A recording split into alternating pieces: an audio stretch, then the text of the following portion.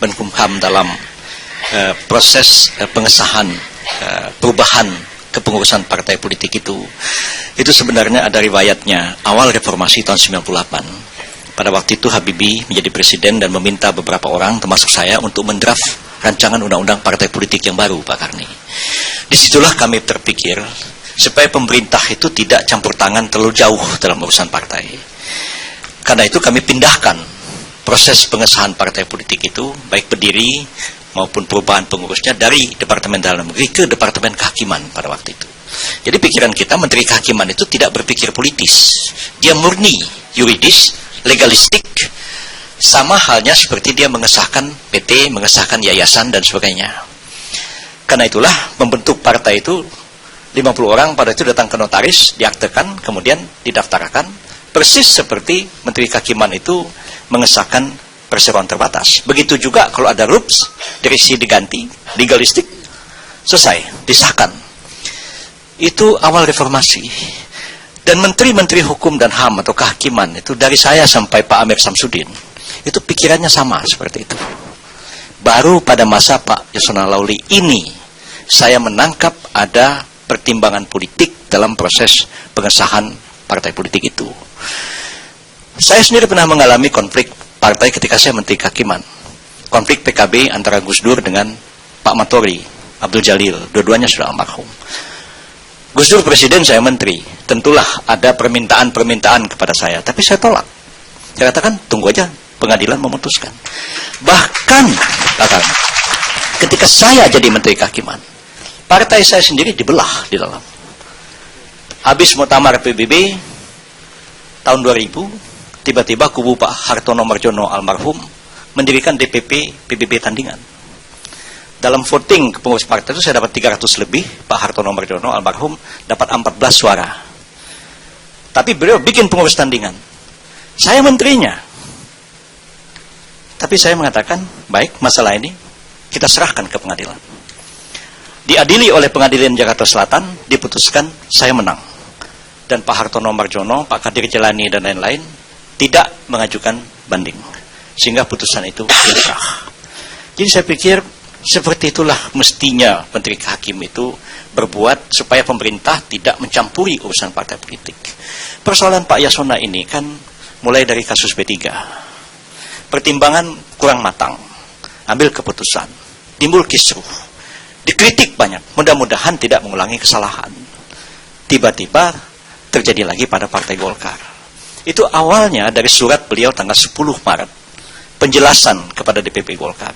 Alinea pertamanya itu sudah menimbulkan satu masalah, karena mengatakan bahwa putusan Mahkamah Partai Golkar itu bunyinya begini. Sebenarnya yang dikutip itu adalah pendapat berbeda dari dua hakim Mahkamah Partai, yaitu pendapat dari Jasri Marin dan pendapat Andi Matalata.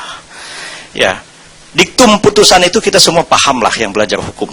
Diktumnya itu mengatakan dalam pokok permohonan, oleh karena terdapat pendapat yang berbeda di antara anggota majelis mahkamah terhadap pokok permohonan, sehingga tidak tercapai kesatuan pendapat di dalam menyelesaikan sengketa mengenai keabsahan kedua munas Partai Golkar ke-9.